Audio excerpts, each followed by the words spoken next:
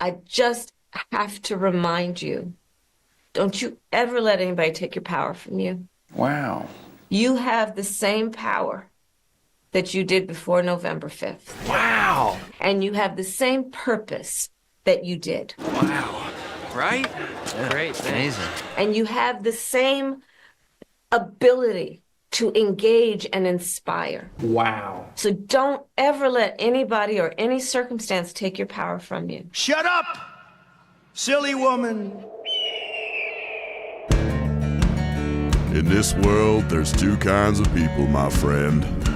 Those with loaded guns and those who dig. Broadcasting from a Montana wilderness fortress at the headwaters of the Missouri, this is Matt Christiansen Live.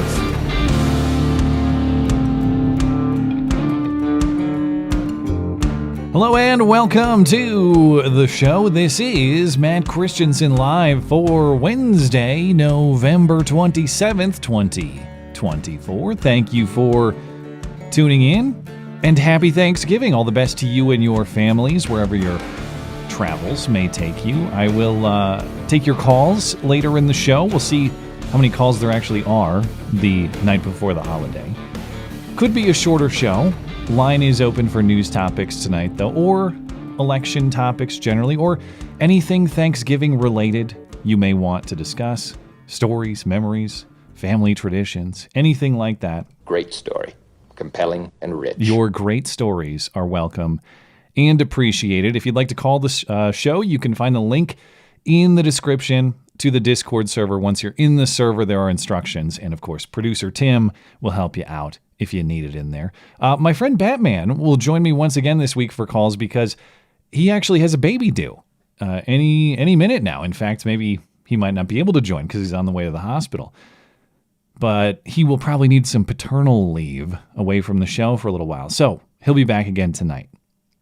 In the news tonight, Jack Smith, special prosecutor, special counsel Jack Smith, has formally dropped his federal criminal prosecutions against Trump. Now, that, of course, was a foregone conclusion, but this is the formal part of that. There are some wrinkles of interest to discuss in that move, though.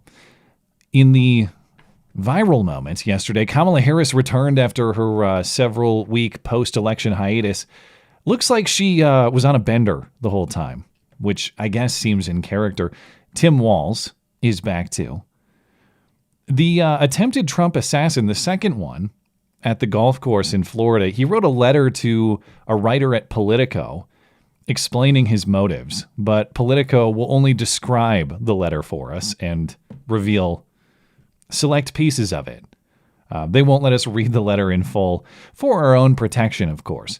Very interesting. And the Supreme Court gets set to consider the question the framers of the Constitution undoubtedly considered very thoroughly. Do you have a constitutional right to trans kid surgery? That's the case that will be heard before the court next week.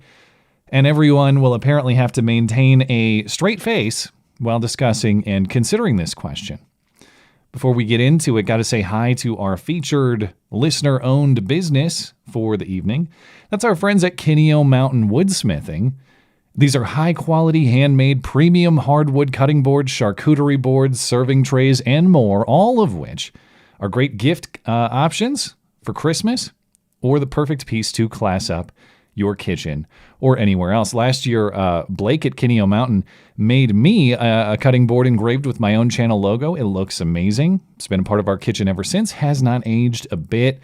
And in addition to the quality, that's the best part about Kineo Mountain's products. They are fully customizable, not just in materials, but in engravings too. So if you'd like to personalize a gift like that, that can be arranged. Or if you have any other custom hardwood project in mind, no matter how big or how small, Kineo Mountain Woodsmithing can take care of it, make it a reality for you. Just get in touch at KineoWood.com.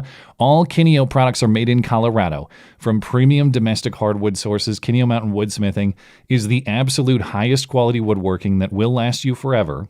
Listeners of this show get 10% off all Kineo Mountain Woodsmithing products and services using promo code MATT10 at checkout. That's promo code MATT10 for 10% off at KineoWood.com. That's KineoWood.com. Find everything you need from our friends at Kineo Mountain Woodsmithing, plus other great offers from the rest of our friendly listener-owned businesses like Hero Soap Company, Western Razor Company, Hope Innovations, and more. MattChristiansenMedia.com/deals.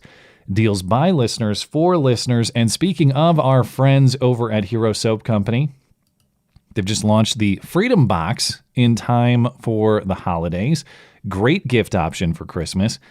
The Freedom Box features 4 new exclusive soaps, all inspired by the triumphs of American history. Boston Tea Party is clean, fresh, and calming.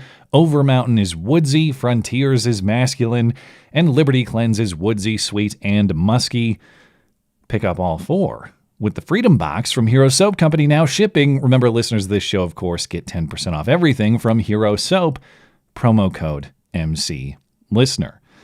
A couple pieces of housekeeping before I get into the news. I will be back on Sunday. Again, given the holidays and everything going on, might be a little bit of a shorter show, but I will be live as usual on Sunday, 9 Eastern, after the Thanksgiving holiday. And speaking of the Thanksgiving holiday, before I get started, I offer a sincere Thanksgiving thank you to you, the listener, for sticking with me through a seriously challenging series of events this summer and fall. There was my wife's miscarriage. Then, of course, there was the tenant debacle and getting accused of being a Russian asset. Then my dog died. Then there was the collapse of the previous show. And I've lived an incredibly fortunate life. So I know that these challenges are minor compared to a lot of people, what a lot of people have faced. But I will say the last few months of my life have been the most stressful of, say, the last decade or so. And I have full confidence that I am on the right path, not only professionally, as in through this show and the things that I'm making, but philosophically and spiritually. Through these challenges, I've found God, I've found Jesus Christ, and of course you have personally stuck with me, and I appreciate that, and I offer my thanks for that. So if you're still listening, I say happy Thanksgiving to you and your family, and I say that this year is much more than just a formality. I say that with the full sincerity and emphasis that I am thankful for you personally, and that you listen to my material. I appreciate it. And I'm not only thankful professionally, because this provides me with a job that I love to do, but I'm thankful personally because, of course, through that, I'm able to provide for my family. I'm able to make sure that my family sustains, hopefully grows in the coming years. That, of course, is the most important thing of them all. So thank you. It has been my honor to do various forms of this production for the last 8 years. I intend to keep doing them for many years to come. And I also want to thank not only you, the listener, for making that possible, but of course my assistant Tim, plus all of my contributors who are making this new iteration of the production possible. So thank you for everything you're doing for me. We love you. You're very special. Happy Thanksgiving to all of you. I mean that with extra emphasis this year. It's a new era, not only for the country, but a new era for me personally. And I'm glad to have you as a part of that. And I couldn't be more encouraged and optimistic for the days and weeks and months and years to come. But among other reasons to be encouraged, the Killdozer is back, at least supposedly. Of course, recall the original Killdozer. That being, of course, the 2004 creation of a man named Marvin Heemeyer, a Colorado man who ended his ongoing regulatory dispute with the city of Granby by retrofitting a bulldozer with a concrete encasing of armor. And of course, he went around destroying the property of those who had wronged him over the years. Marvin will always be remembered as a reasonable man who had to do some unreasonable things. God rest his soul. Well, now, 20 years later, a Killdozer has apparently once again been built and deployed in the war-torn country of Haiti, which is, of course, the only way in which I would ever consider touring Haiti, would be to do it in a Killdozer. Probably not even then, though. But I hear it is the best way to visit the country. If you're going to go to Haiti, travel by Killdozer. And that's supposedly what this footage shows. Now, I haven't found what I would say is rock-solid, reliable reporting on this. What I'm looking at is from The Sun, which has something of a tabloid reputation, but I believe this to be at least partially accurate. Earlier this year, we talked about claims of, amid the ongoing conflict in Haiti. There's gang warfare, there's all kinds of civil strife. One of the things we talked about was a gang leader called Barbecue, and allegations that Barbecue and some of the other Haitian gang figures were not only killing each other, but cannibalizing each other as a show of force. Well, to get control of this situation, there's a few police forces in Haiti. One of them is the Multinational Security Support Mission and the Haitian National Police, who are trying to crack down on these gangs, one of which is run by this Barbecue figure. And there are Kenyans in this this multinational security support mission, this international group trying to police Haiti. And there are 400 of these Kenyan officers helping out. And supposedly these Kenyans deployed a Killdozer to breach Barbecue's compound before they raided it. Here is the footage. Very good.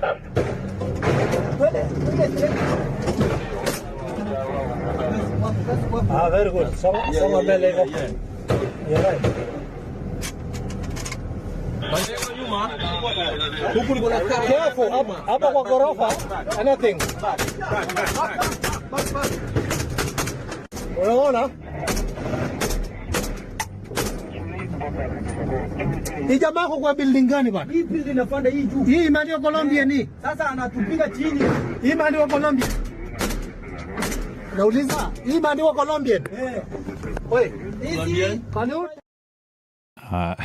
However tough the times may be, just remember, at least you're not fighting a Killdozer in Haiti with an AK.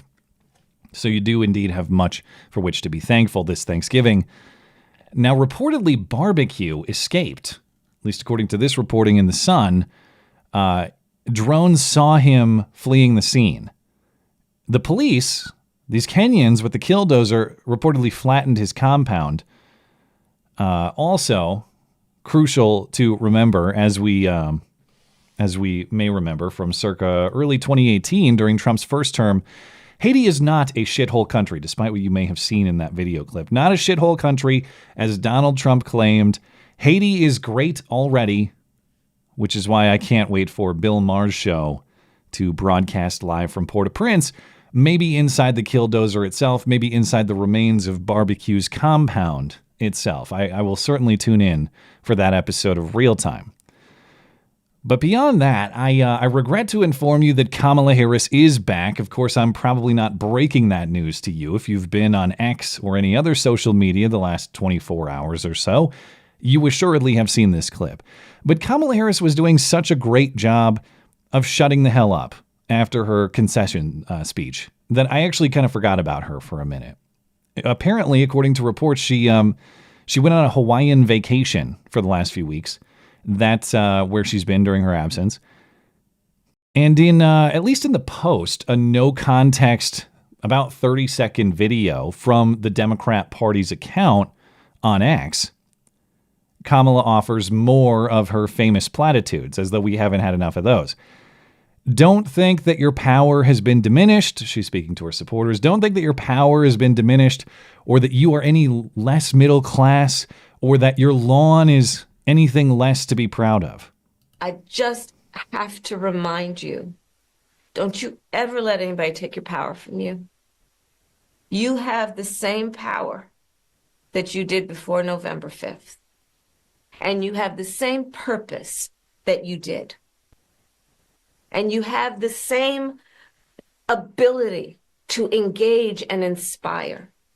So don't ever let anybody or any circumstance take your power from you.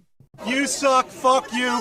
Now, I thought this was supposed to be a video specifically produced for this purpose. This was going to be her grand reveal after her disappearance. Apparently it's not. According to Newsweek's reporting, this is a clip taken from a call to thank donors of her campaign. Now, of course, none of what she just said is true. Don't think anyone has taken away your power. No, Democrats absolutely have had their power reduced, if not taken away. They have less power now than they did pre-November 5th, or at least they will shortly, come January. The circumstance of the election absolutely did take power away from them, but what am I doing? Arguing with a drunken hobo fresh off the sidewalk. What everyone is actually noticing about that video is not the argument made or the platitudes offered. It's the haggard look of Kamala Harris, the disheveled hair, the seemingly intoxicated tone. Now, that's because the production team at the Democrat Party, they're actually very skilled. Now, someone leaked the unedited footage, and as you can see, they actually removed the bottle of Hennessy. Don't you ever let anybody take your power from you. You have the same power that you did before November 5th. And you have the same purpose that you did. That is the production work of the Rican memes on X, actually. Well done. The original video is strongly ratioed. 26,000 replies on 18,000 likes.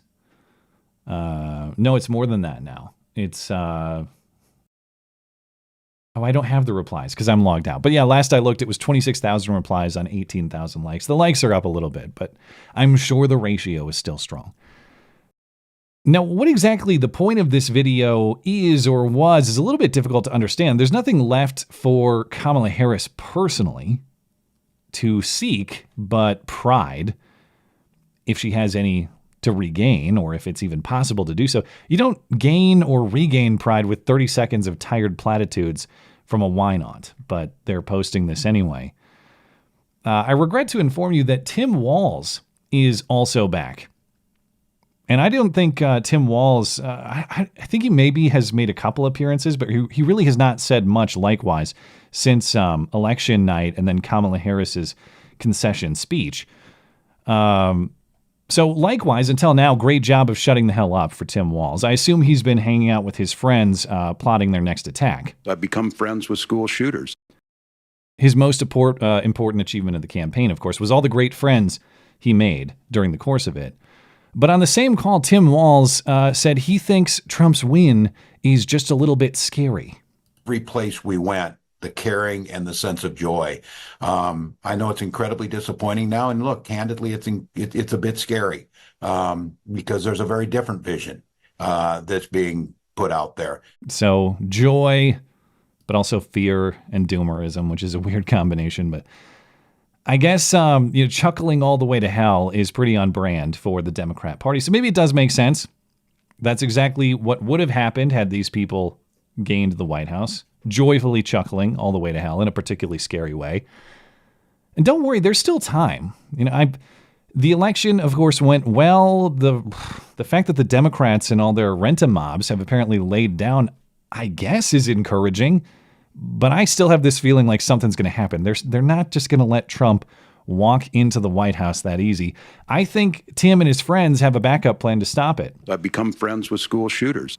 Which raises the question, what is next for Kamala Harris? Now, after the election, I wondered, what's her next move going to be? Because she's in a really weird spot in her life, professionally. She's not old, but she's not young either. She really can't get into higher office from the vice presidency. Any political path she picks, if she takes one, would be a demotion. Maybe she goes into lobbying or getting on some corporate or nonprofit board or something like that.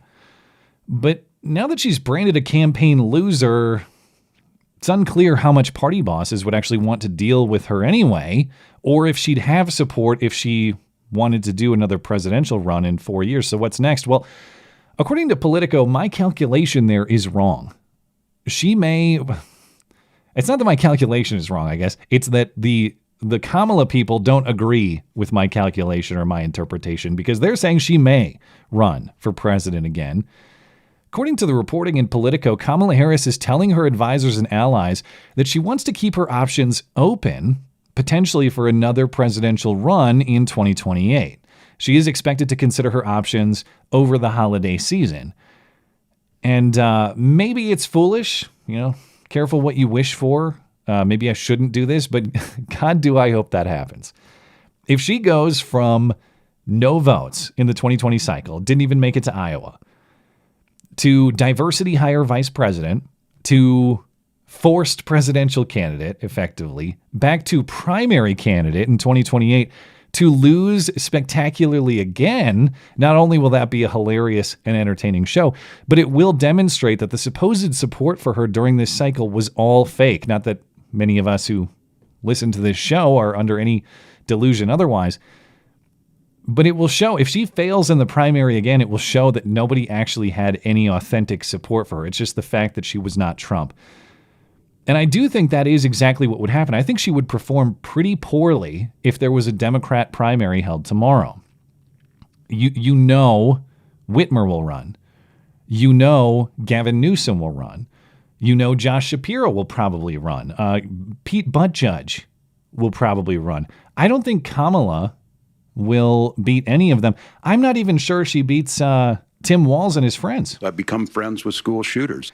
The Democrat bench is not incredibly talented or amazing. None of those candidates I find particularly scary, but they are all candidates with the possible exception of Tim Walz, who are more presentationally talented than Kamala Harris is. Although maybe I'm wrong in that too, because according to a recent poll from Echelon Insights, Kamala is by far the preferred candidate of today's Democrats, or at least the ones responding to this poll. They offered a lineup featuring all of those candidates I just mentioned.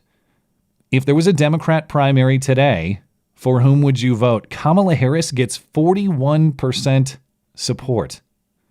Second place, distant second place, Gavin Newsom, 8%. Josh Shapiro, 7%. Pete Buttigieg, Tim Walz, 6%. If Democrats want to nominate Kamala Harris again, I'm all for it. She is a very beatable candidate, as we just saw. Donald Trump is a uniquely loved candidate. He's also a uniquely hated candidate. And he crushed her in the Electoral College. I'm pretty confident most Republicans, I don't know if they would beat her the way that Donald Trump just did, but give me generic Republican against Kamala Harris. Gotta like the odds. But what does she do in the meantime, though? Because that's 4 years away, at least the actual election, though the campaign is probably only 2. But she still has a gap here. Well, there's also speculation, not just speculation. People inside her camp are talking about her running for governor of California. Gavin Newsom is termed out in 2026. Perhaps Kamala runs for governor to maintain her political profile. The complicating factor there, though, as Politico says, the timing probably doesn't line up for her to do both, because she'd have to win the governor's office in California and then immediately shift into a presidential campaign. There's also no guarantee that she wins the California governor's race. Contrary to what Politico is saying here, or at least quoting her advisors, that they think she could just walk right into it, I'm not so sure. I think it's very possible that she could lose. Number one, because the only competition in California is among Democrats. Unless there's a bunch of party bosses who are firmly in her corner and make sure everybody else stays away, I got to think that someone reasonably talented would present a challenge. And two, because if voters think and expect that she's going to run for president again in 2028, they might be more skeptical to vote for her for California governor if they think she's going to turn around and start a presidential campaign the next day. Maybe that's a selling point, though, actually. Vote for me. I'll do nothing from Sacramento. That is the number one way to improve California immediately, but I don't know if Californians will vote for her on that basis. A Harris aide named Brian Brokaw is quoted at the end of the story, and he goes back and forth about Kamala's intent, whether it will be to pursue becoming governor in California or another presidential run. He doesn't really know. The only certain thing, of course, is that nobody can take away her power or inspiration. Nobody can change her middle-class upbringing, and nobody can take away the pride in her childhood lawn. So if you ask me, I think Kamala Harris is running again in 2028. And my official prediction is she will indeed make a middle class reference and or a lawn pride reference in that announcement. These people are incapable of learning anything from their defeat, so watch them try again. We'll see if they do that with the prosecutions of Trump, too, because officially it's not over, even though it is over. But regarding the Trump federal criminal prosecutions under Jack Smith, special counsel, it was a foregone conclusion that the Jack Smith cases involving January 6th and the classified documents at Mar-a-Lago, that was over. And the reason that was over, practically speaking, is because the DOJ has a policy that sitting presidents are not prosecuted. If you try to do so, that also presents constitutional problems. So that policy, in addition to the practical reality that there's just no time for a trial in these cases before the inauguration in January, these cases are dead. But special counsel Jack Smith has now taken the formal steps. On Monday, Smith filed motions to dismiss both cases, saying, quote, after careful consideration, the department has determined that OLC's prior opinions, this is the office in the Justice Department that creates these guidelines, their prior opinions concerning the Constitution's prohibition on federal indictment and prosecution of a sitting president apply to this situation, and that as a result, this prosecution must be dismissed before the defendant, Donald Trump, is inaugurated. Notably, Smith requested these cases be dismissed without prejudice, meaning the cases could be revived after a Trump presidency when he's a private citizen again. But the likelihood of that happening seems pretty slim. Then again, these people probably would prosecute Trump if he was on his last dying breath at his deathbed. So maybe, we'll see. Jack Smith also will issue some sort of final report in these cases, or at least he'll write one. Now, if that comes out, look for that to cause rabid outrage in the news cycle for at least a week or so.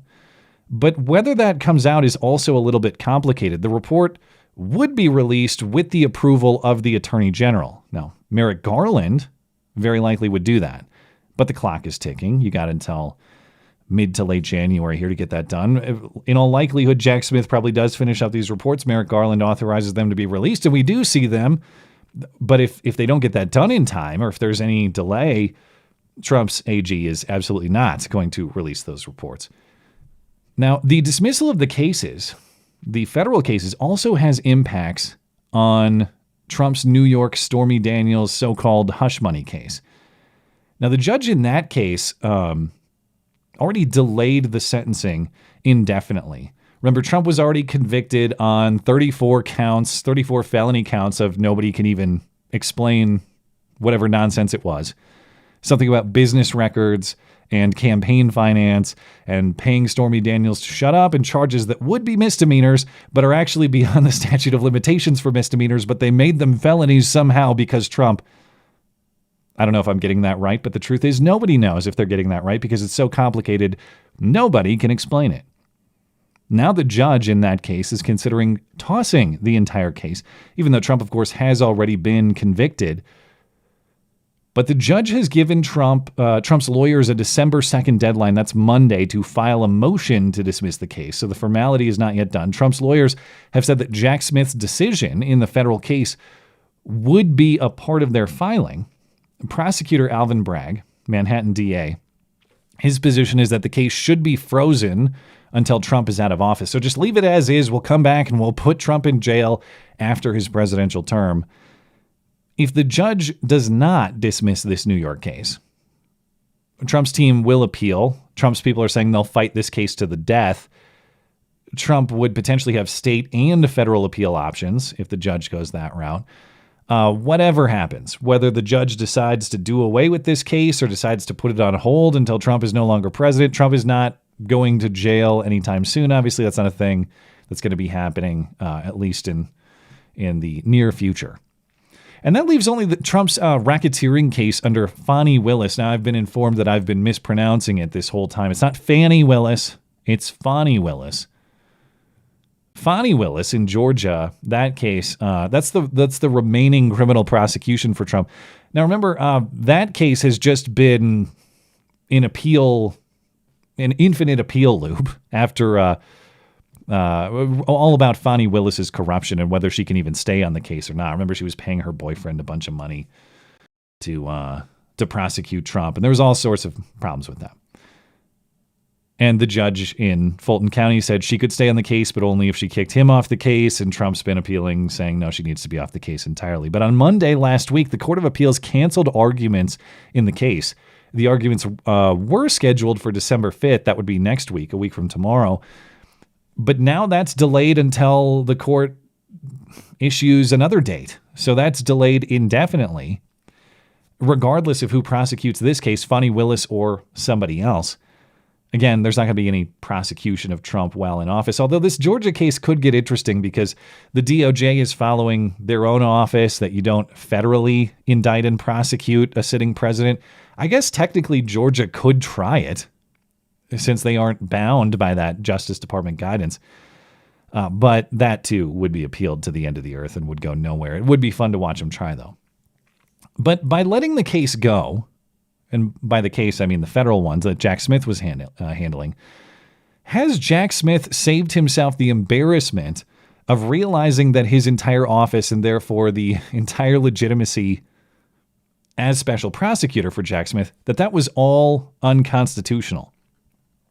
Recall in the presidential immunity case this summer, when the Supreme Court established the rules for what presidential conduct is potentially criminal, what conduct is protected, Clarence Thomas wrote a concurring opinion explaining the case that Jack Smith's office is actually illegal.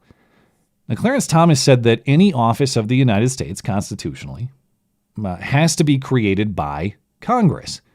And the law that Merrick Garland cited to create the Office of Special Counsel for Jack Smith, that it's not clear that the statutory authority exists in that law. If that's the case, then the office is just made up and illegitimate. And I think there's a pretty good chance, I'm not saying more likely than not, I'm just saying if this got to the Supreme Court, it would be interesting to see how they decided. Clarence Thomas is writing this for a reason, notably in that concurrence. I don't think any other justices signed on, so none of the other justices are publicly on board with this idea. But it's a non-zero chance that the court would have said, Jack Smith, your entire office was unconstitutionally created. It doesn't legally exist. Now, what's the difference with Jack Smith, of course, because special counsels aren't new. We have special counsels conducting investigations, bringing charges, prosecuting people all the time. See Robert Mueller with Russiagate. See John Durham with the origins of Russiagate. See Robert Hur, the guy who said Joe Biden couldn't remember anything, including the death of Beau, when he talked to him about classified documents at Joe Biden's house and in his office.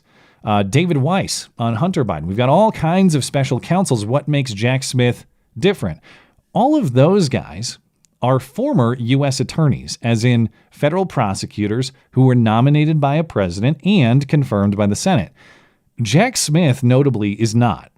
Jack Smith was never a U.S. attorney. He was an acting U.S. attorney for a second in Tennessee. That was temporary. He was never Senate confirmed. Jack Smith is just a guy off the streets. And he's prosecuting Trump without clear congressional authorization. So potentially, Jack Smith now avoids the embarrassment of that fact being legally scrutinized. Although it certainly would have been hilarious to see Jack Smith go through the entire trial, get these supposedly victorious convictions on Trump, and then it gets appealed, and the Clarence Thomas reasoning that actually your office never legally existed in the first place prevails, and Jack Smith just wasted a bunch of time. We won't get to see that show, apparently, although I think it was a fairly decent shot. That's how it would have played out. Even if, say, Trump had lost the election, the prosecution would have been pursued. Would have been interesting to watch. But all of the cases are falling apart at the Justice Department, at least the Trump cases. And with the incoming Trump administration, you imagine there are going to be some changes over at the old DOJ. And because of that, the Justice Department is reportedly very demoralized. It's going to be a very sad Thanksgiving for all those dirty feds. And most of us probably say, good, that's the point. That's what we voted for.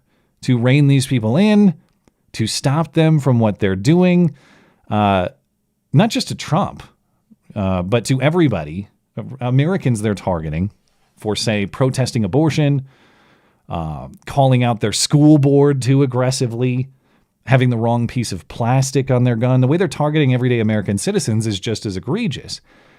Well, according to former federal prosecutor Harry Litman, everybody at the DOJ is very sad now that the party is over. He explained this on CBS on Monday. You've worked in the Justice Department. You host a podcast called Talking Feds, for goodness sake. Yeah. What's it like for the career attorneys at the Justice Department who see these cases falling apart? Are they demoralized by this, or are they kind of like, well, Dem's the rules, we just got to do what the rules say?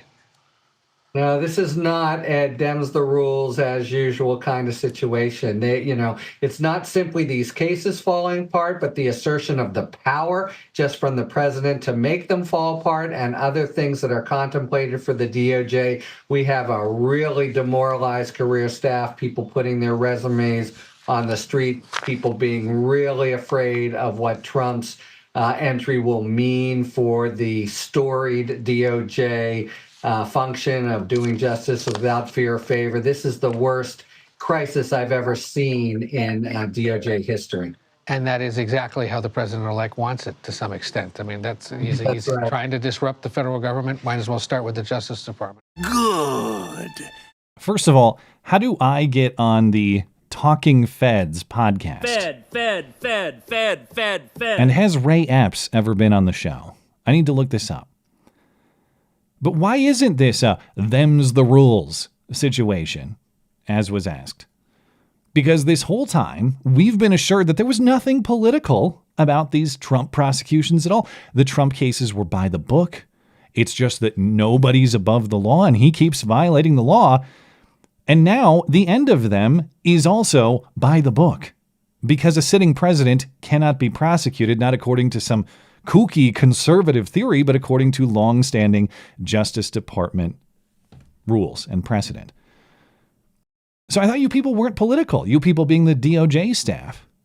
You just follow the book. And now the book says this is what you do. Them's the rules. So why so glum? And he said, well, Trump's power is such a big emergency. It's such a big disaster. It's not the power of the president that has made these cases fall apart. It's not Trump's personal power that's doing that. It's the power of the people and the states who elected him as president despite your nonsense prosecutions. These cases are not going away because of Trump the man. They're going away because of the will of the people. That's why the cases are going away. And he still says, oh, that's sad. Oh, that's an emergency. That's the worst crisis in the history of the department, which tells you everything you need to know. What a telling statement. The will of the people, the constitutional election of a president, is the worst crisis in the history of the Justice Department. Doesn't care what the will of the people is, cares only about wielding the DOJ sword, however the DOJ wants to wield it, not how the people or the states want it wielded, regardless of what the people think. We have to wield this sword the way we see fit. And somehow he and his friends are victims. How sad for you to go home to your mansion on Thanksgiving, paid for by extorting Americans at gunpoint. We all feel for you during this very difficult time, certainly. In other news, recall the second Trump assassination attempt. And that attempted assassin was named Ryan Ruth. This was the guy who camped out at the golf course in West Palm Beach with an SKS until Secret Service found him before he could take any shots. Ever since, it's officially been a mysterious, motive unknown case. Who knows why this guy would try to do this? Clearly, nothing to do with insane progressivism, though. Well, now Ryan Ruth has written a letter to a Politico writer to tell everyone, hey, just so you guys know, I'm definitely not a Democrat. Now, did Politico publish this letter so we can all read it to confirm? No, of course they didn't. Just believe them, bro. They published what they'd like you to see, and you should trust their characterization instead of reading it for yourself. The author is Ankush Kardori. He says he's sure that this letter is in fact from Ryan Ruth because the handwriting is the same as that in some writing that a letter that he had wrote that investigators had upon arrest that he can compare to. He also says the signatures match a known signature to Ryan Ruth, so he's confident it's authentic. The author says he doesn't want to publish Ruth's words unfiltered because that would be platforming a bad guy. You shouldn't platform a bad guy in that way, as though it's somehow better to provide just select thoughts from him. Thank God we all have this Politico author who's our moral authority to determine what we are in fact prepared to look at or not. We're not capable of understanding such complexities. So this Politico author provides only select quotes. Ruth apparently wrote in part, "I'm unclear how we allowed ourselves to fall into just a two-party system, but it infuriates me. My entire life has been plagued by D's and R's." I'm just laughing at my entire life has been plagued by D's. That's a big game, man. Yeah. Seems not long ago there was a push for the Libertarian Party and now a Green Party and maybe a Truth Party. But for some people, for some reason, our leaders have not allowed any other party to be recognized in the race. Ruth proceeded to criticize the two ruling parties and argued that with our national debt swallowing us whole and bankruptcy imminent, we may as well fix this problem. Balls out. Okay. All right. He appeared to call for full public campaign financing in order to eliminate private donations and also takes issue with the gridlock in Congress. We all wonder why we end up with such flawed candidates, he wrote. When our system is designed to exclude most everyone, at one point in the letter, Ruth explicitly disclaimed any affiliation with the Democrat Party. A guard in Palm Beach asked jokingly if I was a Democrat. I said, no, independent. I vote for the best candidate. If Trump were to lose, Ruth said Americans should encircle the Capitol and protect it from January 6th too. Ruth also called for peace in the Middle East, though, of course, he wasn't very good at his own ceasefire in this case. The author closes by letting us all know this has absolutely nothing to do with Joe Biden or Kamala Harris at all. Quote, "But are Biden and Harris to blame for Ruth's plot?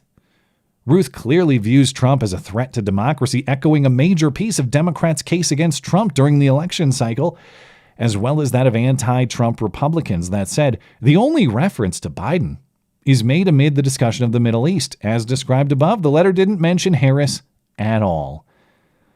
Because certainly if someone tried to shoot Joe Biden or Kamala Harris during this campaign season, all of that same reasoning would apply. Trump rhetoric has nothing to do with any of that at all. Bottom line, nothing to do with Democrats. And even if he did say that he likes Democrats, well, he's just a kooky, crazy old man. You can't trust anything he says. And that's what's interesting about the contradictory logic of this presentation. On the one hand, you can't trust anything a psychopath like Ryan Ruth says. That's why I'm not going to show you everything he wrote. But also trust him when he says he's not a Democrat. Thank you for this insightful breakdown. Absolutely, you can trust Politico and this particular author to decide what parts of the letter you should see and what parts of the letter you should not see. And a couple items before I hop into your calls. Couple big pieces of news on the trans war front. It's not just about congressional bathrooms. Next week, the Supreme Court will hear the case of U.S. v. Skirmetti. I don't know how to pronounce that, but let's say that. But at issue in this case, whether states, in this case Tennessee, can restrict so-called gender-affirming care for minors, otherwise known as deranged, ideologically motivated mutilation of kids in the name of gender nonsense.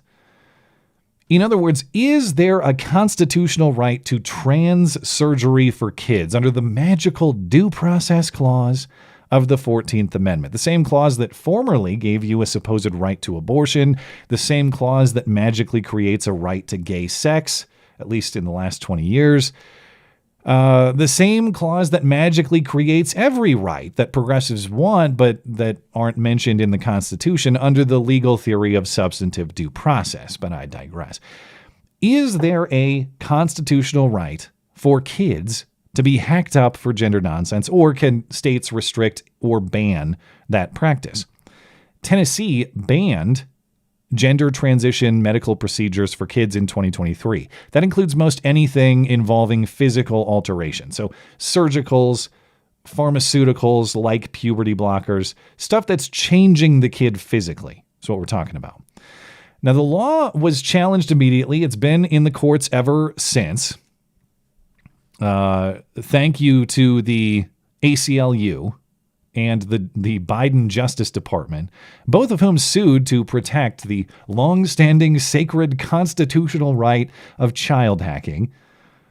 Last year, the Sixth Circuit Court of Appeals upheld the law as valid and constitutional. The reasoning in that decision was that states regulate all sorts of medical procedures, in addition to the lack of evidence for medical efficacy, as in the lack of evidence to say that it actually helps, that it does anything positive, because of course it doesn't. This will be a very interesting case to watch at the Supreme Court. You can listen to the arguments next week. I don't know the date, but you can look it up if you want to listen to the arguments in progress. Decision should come out next spring. Now, I will be shocked if the Supreme Court doesn't uphold Tennessee's law in this case, for much the same reasons the court overturned Roe v. Wade.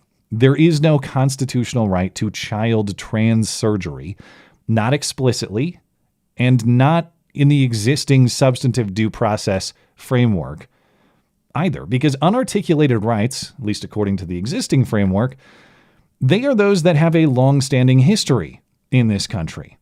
There is no long-standing history of the right to give kids trans surgery. Indeed, the just speaking about the medical industry in general, the standard is that states have the right to regulate that in any number of ways. There's all sorts of restrictions. It's probably one of the most restricted industries in any given state is the medical industry and the way that medicine is practiced and applied.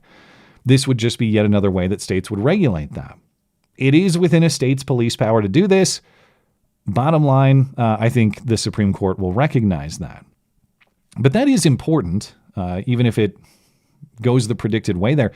That clears the way legally for states to ban this sort of thing or restrict it or handle it the way that they see fit. Now, a lot of states already do, but if you're a state that has not restricted this practice yet and you're interested in doing that, now if the Supreme Court decides that, yes, it is your constitutional right as a state to restrict this, then perhaps you'll see a lot of states clean this up, knowing that they don't have to go through a whole mess of litigation once they do.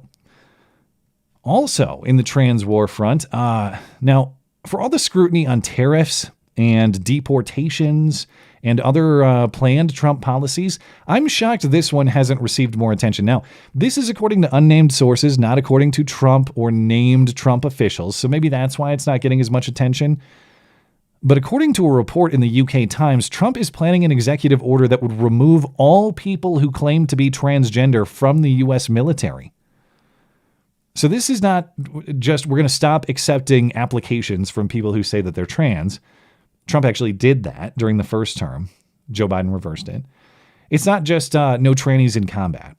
This would be no transgender people in the military, period, including the ones who are already there. They have to get out.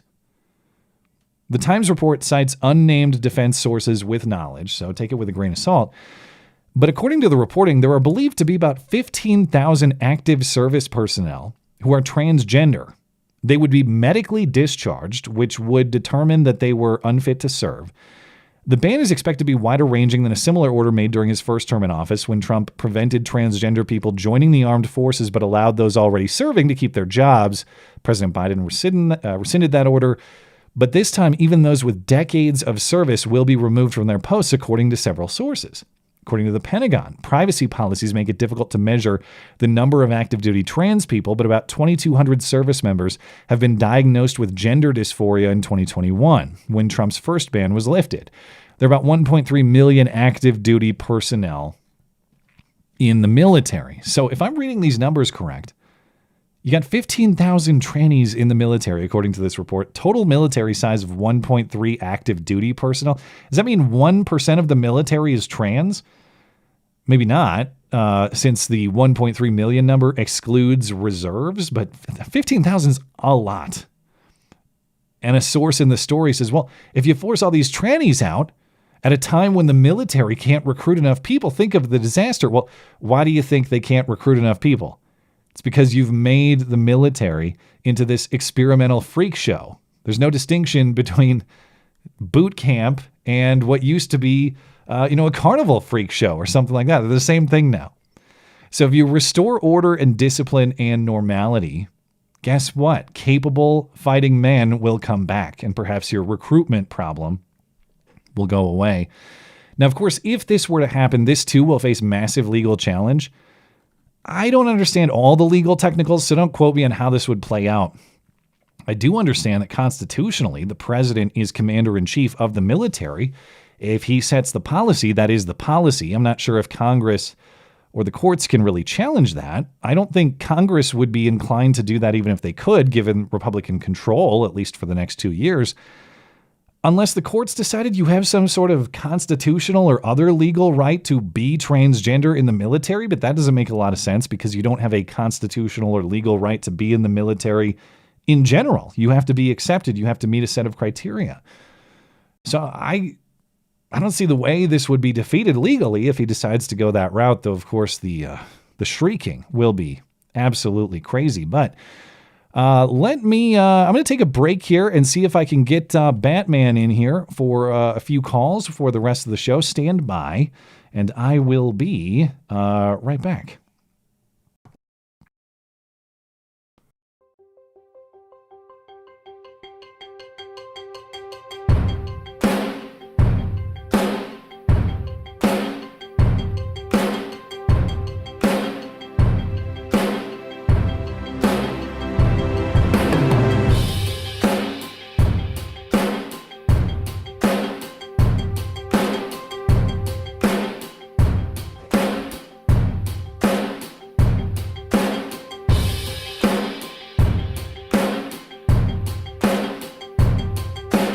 Welcome back, sir.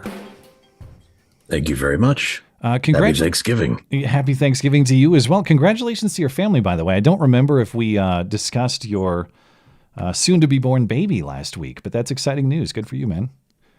I don't believe we talked about it, but thanks very much. It's an exciting time of everything. And I don't mean to put you on the spot, so if I get too personal, just let me know. But am I correct in recalling that you met your wife through, I would say this show, but the former iteration of this show?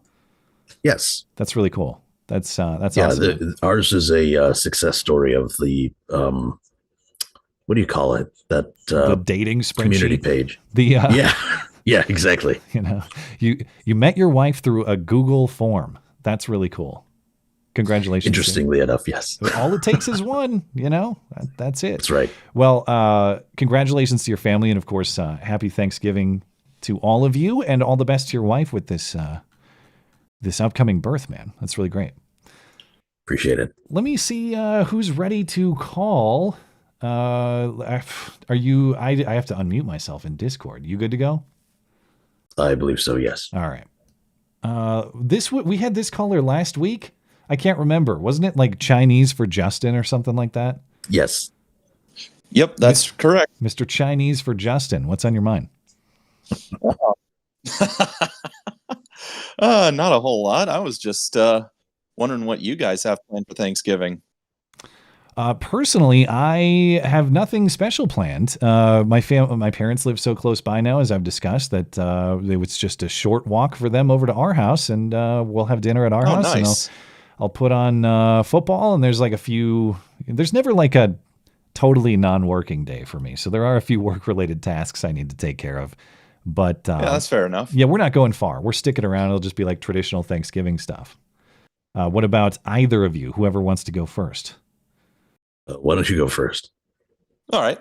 Both of our parents actually live nearby, so we're going to be taking about a half-hour drive to visit my in-laws for Thanksgiving this year. We've got my in-laws for Thanksgiving, my parents for Christmas. We kind of flip-flop year after year. But this year we're going to my in-laws, and it's going to be a real big family gathering. My mother-in-law's making a big turkey. She's asking, she's not really requesting contributions. She's just like, hey, if any of you feel like making something, just let me know.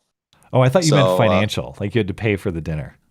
Oh, no, not this is quite. more potluck stuff. Like, bring over a fruit salad. Yeah. So last year I ended up just got a bee in my bonnet. Like, hey, what if I made a Snickers pie? And that turned out pretty well. So I took that to my parents' house, and now I'm making another one to take over this year. Just a not graham cracker, pretzel crust with a layer of chocolate ganache. Pretzel crust? That's not Snickers. The hell are you talking about?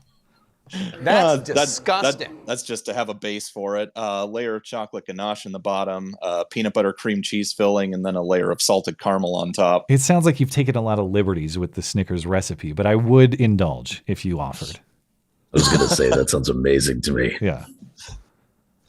All right. How about you, Batman? What do you got planned? Other than potentially going to the hospital.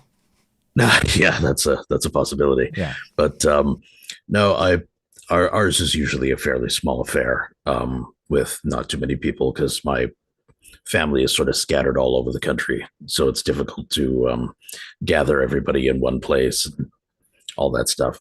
So usually it's just, just sort of our branch of the family condensed into one place. And so this year it's just going to be my folks, my wife and I. All right. Well, Mr. Justin in Chinese, did you have any other closing thoughts before I let you go? Well, I was kind of looking ahead. Looks like Christmas is going to be on a Wednesday. I didn't know if you were going to plan on call-in show for that day, but definitely not on Christmas. I'll probably skip that one because I can't even go the day after the night before is Christmas Eve, and then days after that are getting close to Sunday. I'm sure I'll do those Sunday streams, but I'm not streaming on Christmas night. I'm not a psychopath, you know? You certain that you didn't want to spend Christmas night having people call you names on the internet? You're certain about that? It's not all that, though. That is one feature of the job. Yeah. No. It's I'm really excited for this Christmas season, not just because this is the first Christmas of sort of a newfound faith for me, but because of my boys too. Like my 3-year-old's kind of old enough to get a lot of these concepts now. It's going to be a lot more fun. Our Christmas tree's already up. For the first time in a very long time, I breached the rule of no Christmas decorations before Thanksgiving. But this year we did indulge, and it's just a lot of that stuff is so much more fun through a child's eyes. You know, it's stuff I don't necessarily care about as an adult, and I mean like the. It's not that I don't care about the religious stuff. I do now. I'm saying I don't care about like the consumery stuff, like the consumer holiday that is Christmas now. But the fun element of that, to relive that with your kids, I look forward to. Yeah, I definitely remember how much I loved it as a kid, and experiencing that with your own kid is going to be. I think it's going to be a completely different experience than what it was as a. I don't know, however old you were but you had your first. Yeah. Well, thank you, Mr. Justin in Chinese. Yeah. Appreciate it. Looking forward to Bible study on Friday, and That's good right. luck to you and your wife, Batman, on the new kid. Appreciate it very much. Thank Looking you, forward sir. to it. Happy Thanksgiving to you and your family. You too. Okay, Ratchet Republican is up next. Mr. Ratchet Republican, are you there? Hey, how are you doing? We are Happy Thanksgiving. Happy Thanksgiving to you, sir. What do you got? Yes. I before I go into what I wanted to talk about is I wanted to say that I cannot wait for the South Park episode that deals with this election. I cannot wait because I want to see how they have so much material to work with. You know, I've never With the been Kamala. a huge South Park guy for reasons I can't even explain. I liked Team America, And I don't even Yeah. hate South Park, but I think the reason South Park doesn't work for me is totally ridiculous and personal.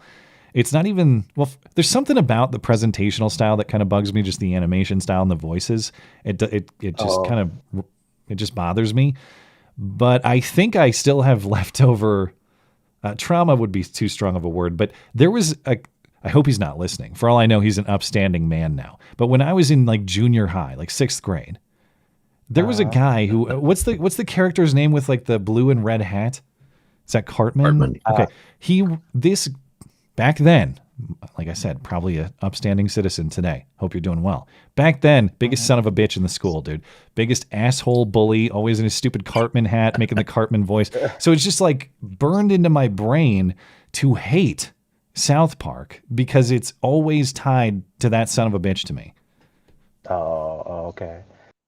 Sorry. They've been Great doing some story. good, pretty Compelling good and spoofs rich. of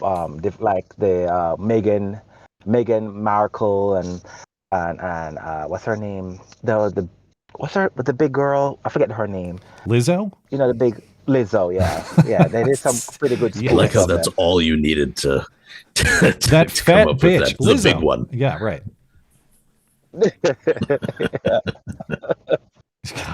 So I just hope that they do a spoof on it. It should be hilarious.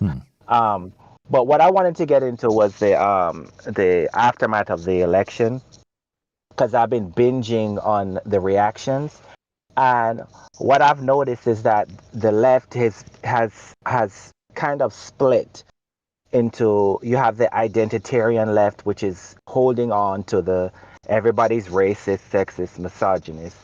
And then you have another part of the left that Trump has literally beaten some sense into them, where because of the way he won, where he won with not just, white people, he won with a coalition of people, that they're finally realized that the excuses that the left have always used can't be used anymore.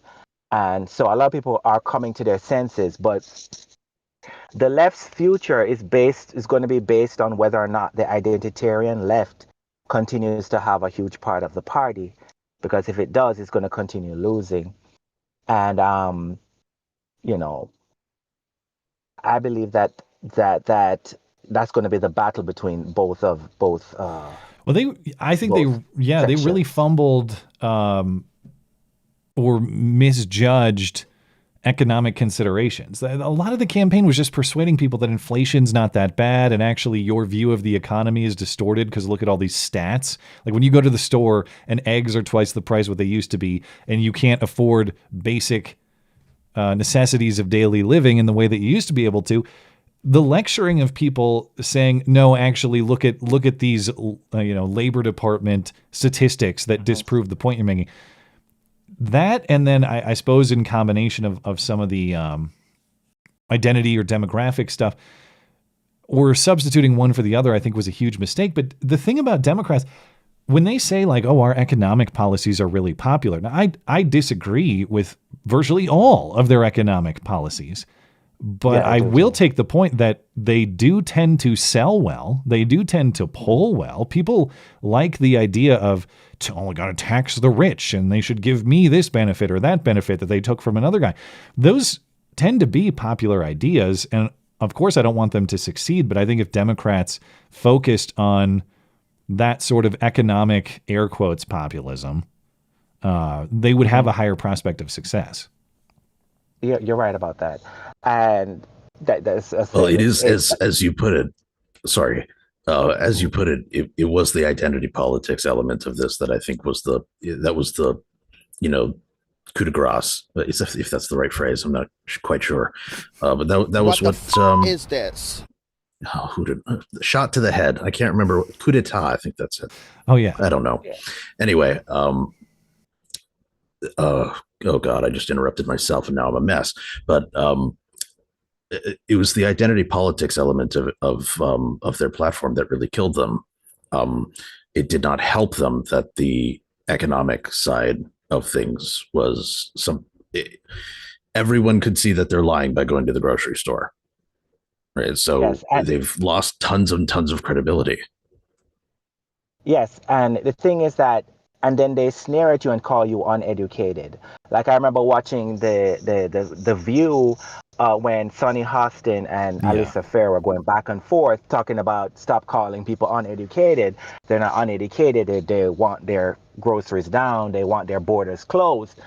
And Sonny was just not getting it. So that is the consternation with the left. And I'm curious to see how Kamala Harris ends up in the future.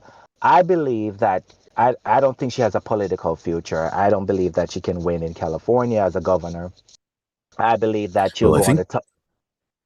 Sorry, go on. I believe she'll go on a talking circuit, do something at Harvard or Penn State, University of Pennsylvania, do some course or something. But I just don't believe she has a political future. What class would Kamala Harris teach? That's your chance. I've teed it up. What would she teach? A drinking 101. No. Wine tasting 101. Wine tasting 101. Is that all? Same thing. What about how to service? Come on. Anybody? Oh. What about advanced kneeling positions? That's right. Yes. What about difficult pipe works 101? I'm going to stop there. I don't know. Before this gets gross and my wife is mad at me when I get home. Yeah, so I wanted to get your view on what you think Kamala's future will be. Oh, I'm with you that I think that this rosy picture, like that Politico article I was going through, it makes it sound like she's just she could walk into the governor's mansion in Sacramento if she wanted to. I don't know California politics extremely well, granted, and I do understand that to the extent it's basically a one-party state there, the party bosses have a lot of control. So if they decide they want to install her, maybe they're more powerful than I'm giving credit for. But I just think that Kamala Harris versus any other plausible person is a race in which I don't bet on Kamala Harris, even in her home state of California. So don't count me as certain that she would become governor that easily as that article presented until I actually see it happen. But I don't know that she's going to pursue it for the reason that, based on what that article says and her people are saying, and the polling I saw, she's, I guess, the most viable Democratic presidential candidate for next time around. And I don't think she would want to throw that away if that is what her people believe. I think that she wants another crack at it, would be my guess. And more than that, I have a feeling that she's egotistical enough that she's not going to take a demotion. As you sort of pointed out earlier, I think that she's like, well, I deserve to step up from where I was before, not down. Yeah. I think that's just sort of in her personality. Yeah. And I don't know if you saw the Pod Save America interview with the people behind Kamala Harris's campaign. That sounds like the worst listening in the history of audio. Oh man, you have to listen to it. The delusion. At least Kamala Harris herself wasn't on it, though, was she? No, who? Kamala herself was not on it, just her people. No. It was just the people behind her campaign. I forget what name he was. It's some Pluff, David probably. Pluff. Yeah, Pluff, and I forget the other woman's name. And they just claimed everything except the candidate was bullshit. Everything else was wrong. It was too little time. It was this. It was that. It was that. No, Kamala Harris was a shit candidate. That's what it was. Is this the one where they were talking about how they kept on saying, "Oh, we only had 107 days," and there are all these things that Donald Trump didn't have to deal with that we did, and all that other crap? I don't remember if that was. I only saw clips, but I don't remember if that was the correct reference that I'm getting here. Yeah, and the thing about the time argument is that this is the only situation in which Kamala Harris could have ran as president. Was to be installed. Yeah. There's nowhere on God's green earth she would have run as president if Biden had gotten out earlier. She ran in if she had done a primary, she wouldn't have won. So all these people keep saying, "Well, she only had 100 days." Yes, that's the only situation she would have had. So this is the only option she would have had, and she blew it. Yeah, so, I think it's literally. I think it's definitely possible that we actually just saw the best that she can achieve. That is her ceiling. Yeah, that is not her base. That's her ceiling. Yeah. I absolutely agree. I can't wait to watch it. So, As much as I can't stand her, I love the cringe. I thoroughly look forward to more Kamala cringe in the future. I'm still here for the show if she tries it, and maybe foolishly, I'm not afraid of it at all. I don't think that lady will ever touch the Oval Office again. We are unburdened by what has been. What has been? What a legend! Yes. Yeah, great quotes from that campaign all around. But yes. all right, man. Well, thank you for calling in, and happy Thanksgiving to you and yours. Do they do Thanksgiving? Wait, you're in the U.S., right? You're not in Jamaica. I always have to clarify. No. Oh, okay. No, we don't. We have Independence Day, but that's about it. But so in Jamaica they don't do Thanksgiving? No. Well, then I guess we don't do Halloween. We don't do Halloween. We don't do Thanksgiving. Well, then get the hell out of here. Our major holiday is Independence. Oh, Independence Day. All right. Well, thank you for calling in. Appreciate it. All right. Nice talking to you. Go back to where you came from, okay? All right. Rusty Culture. Rusty Culture, are you there? Yes, I am. What's on your mind, sir? Oh, good evening, Matt and Batman. Good evening. What do you got for us? I would. Well, there's many things that happened. You have really good topics today. One of them, I must have fallen asleep for 8 years because I saw the before and after. So that was a picture of Kamala Harris before she started and after 8 years of being in office, right? That wasn't just. Wait, which photo were you talking about? Like her official portrait? Is that the official one from the beginning of the campaign to the video one? Yeah, I've seen a lot of side-by-sides there. It's created a lot of memes, obviously, this week. When was that photo taken, the official portrait? Is that like an official vice presidential portrait? Let me see. See if I can find it. I'm not positive. I just know it was the one that they kind of put up at the beginning of the campaign. Yeah. Either way, I think she did 8 years of drinking in like a couple weeks. Yeah, potentially. Yeah, I think that one that's circulating is the official. Okay, Kamala. so that might have been 4 years ago. I would assume it was sometime around the inauguration. So yes, this one that people see and they put it on with the side by side of her, and you can't see it, Rusty, but the audience can. This one side by side with the one that the video that she just posted the other day. It is pretty brutal, assuming that this is a 2021 photo. Now, I gather this is like kind of glamored up and stuff for professional photography. That said, the video that was just posted of her, that was not like a cell phone video in her basement. It was in some kind of official looking studio space on a call for donors with some kind of lighting. This was made to look reasonably good, if not perfect. And, so that was the best that they could clean her up. It's not apples to oranges. It's like apples to pears, like we're very close. So it has been a rough 4 years, but I don't know. If I was running her campaign, I'd probably drink too. So I shouldn't judge too harshly. Well, even that, it was a really light campaign. It's not like it was heavy and they had a whole bunch of, she's traveling all over the country and visiting 5 places every day. It's like she'd visit one place, have a couple days. Yeah, and as much as she bitched about it, it only lasted 107 days, so it didn't even last as long as most campaigns. Yeah, and then she didn't even start at the beginning. It was a whole bunch of, well, let the media do the thing. We're going to hide her out in the basement that we had a Biden in his campaign. Also very true. Keep him safe. She might have started looking like the Crypt Keeper if she made it through actually being president. All right. Thank you for your call, Rusty. Anything else you want to say before I let you go? I actually wanted to say thanks for offering this type of call-in show. It kind of helps to have discussions with people about topics and actually iron sharpening iron on the things don't. Well, you give me too much credit if it's iron sharpening iron, but hey man, I appreciate it, and thanks for contributing to that discussion. Thank you. We love you. It's been very special. A balm in many of these times where discussions are not allowed over certain topics. Sure. So. All right. Thank you for calling in, man. Happy Thanksgiving to you and yours. You as Happy well. Thanksgiving. Okay. Aspiring misanthrope. Aspiring misanthrope, are you there? I am indeed. What's on your mind? Good.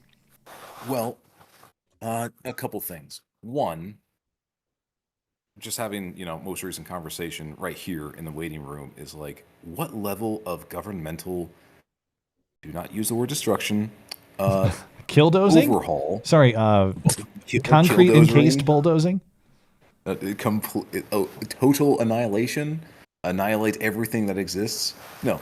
How much do we actually want to destroy? I hope for the day that, like, immediately, like, right when Donald Trump takes his hand off the Bible, that, like, Elon Musk drops a tweet saying, okay, here's the list.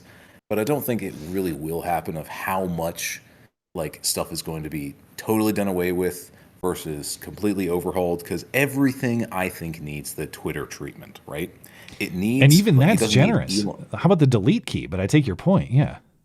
Well, because there's also, and this was the conversation I just had with the guest right behind me, is like, we still need these capabilities. Case in point was the FBI. We still need a federal law enforcement whose target is not the petty criminal, is not the drunk on the street. It's the international crime syndicate. It's the serial killer. It's these extreme cases that states aren't trained, manned, and equipped to deal with themselves. So we still need that capability, but how do you remove all of the partisan hacks? How do you remove all of the incompetent buffoons? And we all know that there's plenty of those if you've ever been to a DMV. It's about to change over calendar year, so we're all going to register our cars again at some point. Well, you have to go in to do that? Well, if you have to change an address or something like that. Yeah, okay. I'm currently in between spots right now, so I will have to go in to the DMV for the first time in like 8 years. So that sucks.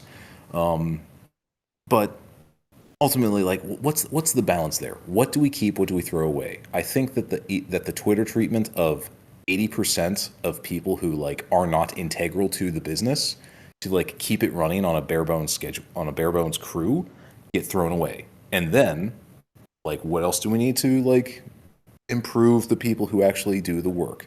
You remember that picture of the Biden writing team, and it's all of these members of the fairer sex just smiling and being pretty as they're good at, and then there's the two white guys in the corner, just huddled over some laptops. It's like, yeah, those two guys can stay. Everyone else in the picture can go. Well, it's a difficult question to ask because you're asking me to be surgical about something that I don't necessarily want to be surgical about. I'm not actually exaggerating when I say a lot of these agencies need to be deleted. They don't serve a core constitutional function. Now, maybe like let's take the FBI because maybe I take your point, like to the extent there are valid federal laws, and there are roles for the federal government constitutionally, or maybe the FBI has a role assisting state and local law enforcement in handling particularly difficult or egregious crimes. And that role has to be strictly assisting, as in not leading, but providing resources where they lack. Right. How would you go through? Like is there a survey I can do in the office to decide who's? Well, that's why the best way I think you would be able to arrange that sort of thing, and not just the FBI, things like the Department of Agriculture. Like, what is the capability, right? What is the mission set? What is the capability that is offered to the states, to the people, to the American citizenry, that is actually net beneficial? For some reason there was like people complaining about a health inspector visit. It's like, well, listen, okay, I'm not a small business owner, I'm not a restaurant owner. Yes, that would be annoying, but actually there's a purpose to that, because you do have to have basic health and sanitation requirements if you want to feed the public. I'm not against that, so back into the scale. Maybe if I were to do this, because I do grant your point that in the purest form, now there are agencies like, say, the Department of Education that I don't think has a constitutional function. But in the cases of agencies that potentially do, maybe it's as simple. God, I'm challenging myself as I think about this, because as I think through this in my head, I realized that I'm saying, just add another layer of bureaucracy and paperwork and it'll get better. But maybe if every significant action taken, I'm not saying like every single form you fill out or every mundane task you do on a daily basis, but say every investigation launched, every major operation undertaken has to have some sort of core statement that explains how it is in line with the constitutional limitations of that department, of that office, what its statutory authority is. Like kind of like a mission statement that's like, here's how this aligns legally and here's how we will be constrained. Am I foolish to think that would do anything? I don't know. I don't think it would, because they are already doing lots of things to simply justify their own existence. Yeah. I think the FBI can be stamped out at this point. You think it should just go away? Yeah. Okay. They have long since ceased to provide a net benefit, I think, to this country. They now basically serve whether they're good people or not, on one side of the desk or the other. The organization itself basically just serves to perpetuate itself. Yeah. Right. Look at all of the things that they did with, like, in the Whitmer, the whole Whitmer kidnapping case, right? Yeah. They're inventing things to justify their continued funding. And initially, when the FBI was developed, they were supposed to be a temporary organization to deal with a spate of organized crime. But of course, nothing government is temporary. And after that, they basically picked up a whole bunch of responsibilities from the U.S. Marshals, and they ran as fast as they could with it. And I totally hear what you're saying. And absolutely, I don't want anyone to think that I'm here being a stan for the FBI. Most of those people can go redacted into the redacted phantom zone. I am not going to defend those things that are done in the Whitmer case, the Steele dossier. And there is no constitutional thing. And, everyone's favorite, teddy bear libertarian economist, Milton Friedman, nothing is so permanent as a temporary government solution. I totally hear where you're coming from. And which is why I'm not saying like, oh, we have to reform the FBI. No, we have to make sure that the capabilities remain in place to hunt down the bad guys while placing new and more stringent controls on those capabilities not being turned on the American citizenry for partisan political purposes. The one that really got my goat was that pro-life father, the protester who they got a SWAT team of 30 guys at his house. Are you talking about Houck in Pennsylvania? Yes, Mark Houck. If people don't remember in the audience, Mark Houck was protesting outside of Planned Parenthood with his son, and one of the escorters, the Planned Parenthood escorter guys who brings women in for abortions, allegedly called his son an F slur or something like that. And then there was a pushing encounter. So you had aggression on the part of the escorter that turned lightly physical against a teenager. And Mark Houck, his home was raided for supposedly violating the FACE Act and preventing people from exercising their constitutional rights to get an abortion. To be clear, it was Houck's kid. Yeah, sorry if I didn't explain that. That was aggressed upon. Yes, the escorter went after Houck's kid. Yeah. And Merrick Garland had the temerity, the bald-faced Jewish gall to sit there in Congress and say, I defer to the agent in charge, as 6-year-olds are screaming in terror as their father's being led away in handcuffs. So I don't want anyone to think that I'm an FBI Stan account. No. But ultimately, this is not about, Matt, I love you. I followed you a long time. But this is not about the Constitution. The Constitution has not mattered for centuries. It's a piece of paper that we wave around sometimes. The Army, the United States Army, is not constitutional. Right? So this thing is about power. Well, wait, how do you mean that? I know that this is an aside, but I'm curious by that point. There is no provision for a standing army. The Second Amendment was reinterpreted by D.C. Heller to include a right to self-defense, but originally the Second Amendment was the national security policy. To what does citizen commander-in-chief armies would be refer to, raised though? Is by- it just state militias? Or what does commander-in-chief... Okay, so as That constitutionally was the chief. conceived... State militias would be raised from the armed populace, and then those things would be formulated under a federal, a federal command chain, and federal chain of command, and that would be the way it was done. And that went out the window like a ton of things from the get-go. So that's just one small. If you read deeply into the Federalist Papers, you can see the founding fathers actually had a very powerful distaste for regular standing armies. They didn't want what the kind of system that we have now. I think it's very clear that you have a constitutional right to a Defense Department provided transgender surgery. In fact, we're going to have some of that litigated very soon. 14th Amendment. We can staff them with all the. It wasn't. We can staff them with all the trannies that they pull out of illegal prisons. You right? know, never forget the framers might not have been clear on these things, but once the amputees after the Civil War got together to put the 14th Amendment together, they all became very clear on these hyper progressive future rights that they were trying to. This is it's people seriously believe it, man. It's insane. But that's interesting. I've not heard that. I've not looked deeply into the stuff you guys are talking about historically at the American founding. So that's news to me and very interesting. I appreciate that insight. I will say that there is a constitutional provision for the Navy to build and maintain a Navy, but not an Army. Okay. Well, thank you for your call, man. And I will believe you that you are not an FBI Stan account, but happy Thanksgiving to you. That was actually Ray Epps, though. Oh, well, happy Thanksgiving to you and your wife, Ray, wherever your undisclosed Rocky Mountain RV home is these days. Oh my. I hope he has a nice dry turkey. All right. All right. Hey, happy Thanksgiving, Have a y'all. good night. Thanks for the call. Happy Thanksgiving. God bless you guys. God, dry turkey. Fed. Isn't it the worst? These people deserve a lot of misfortune. When I say these people, I mean the corrupt forces that be in our world.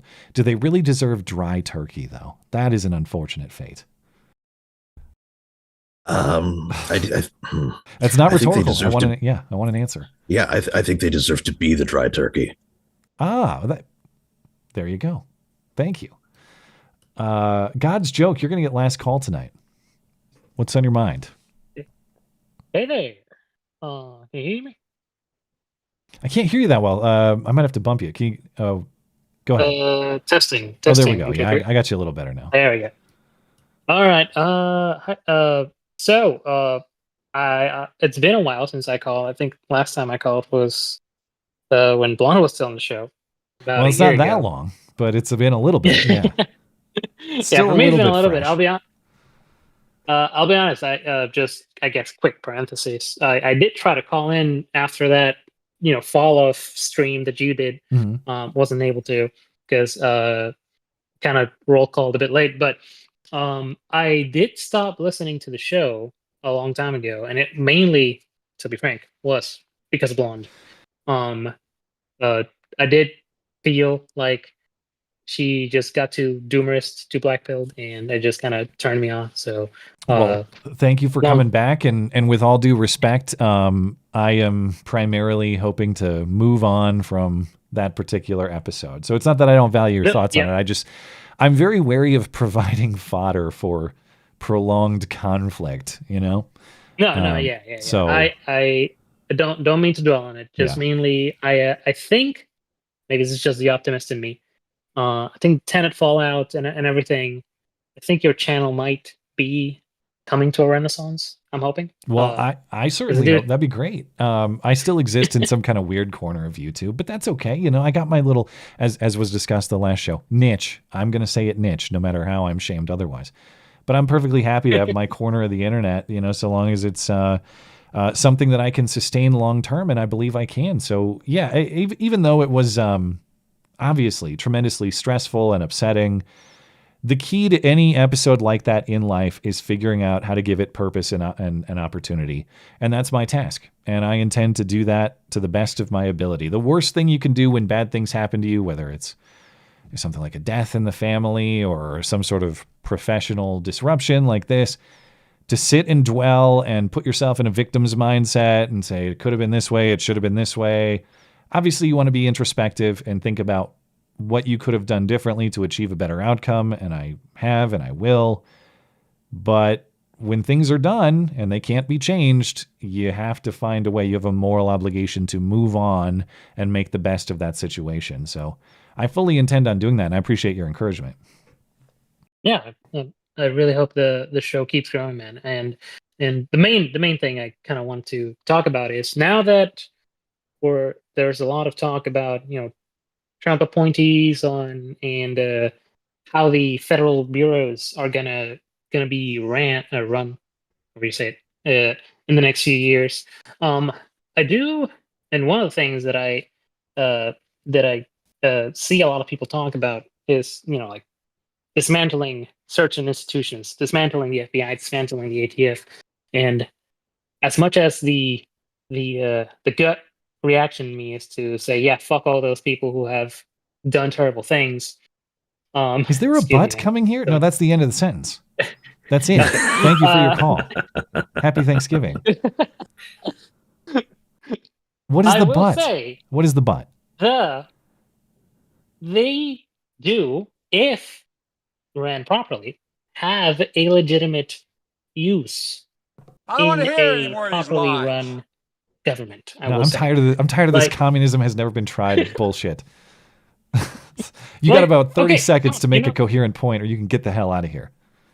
I'm assuming you like the people who do like hostage rescue in the FBI, the people who actually take the gun smuggling and prevent it from the south side, the cartels smuggling illegal guns to the country. I'm assuming those people that actually take away. Nope, I hate them all. Put people in jail that actually. No, I get what you're saying. Okay, I understand what you're saying. It's kind of, I don't know if you heard the prior caller, but similar themes that like, okay, to the extent there are valid, not only constitutional or lawful, but potentially moral purposes for these agencies, how could we redirect them? Is that really what you're getting at?